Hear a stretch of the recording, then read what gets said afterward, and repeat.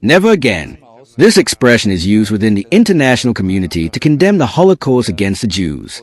The never again stands in contrast to the repetition, opposite. And this is what we are experiencing right now. Again war, again racism, again great inequality, again violence, again aggression. For it is a great honor for me to be here today and participate in the German National Day of Mourning, to jointly commemorate the victims of the wars, in the year in which we remember the 80th anniversary of the end of the Second World War. Since then, the face of war is seen not only in that of the fighting soldier, but also in that of the defenseless child, the mother, the elderly. This is what today is happening in Kyiv and in Gaza.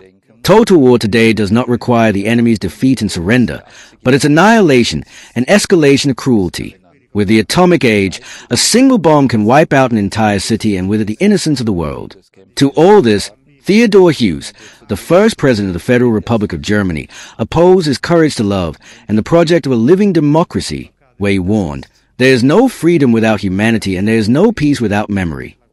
The European Union, which emerged from the ruins of war, has managed to strengthen multilateralism to put it at the service of peace. This is a responsibility that is heightened today in this concerning international climate. It is a historic role and function.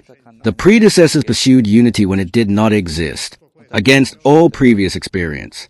The European countries have shown that they have courage. The European leaders have shown that they have courage.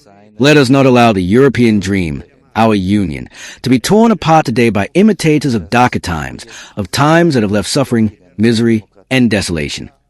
Today we think of the victims of violence and war, of children, women, and men of all nations.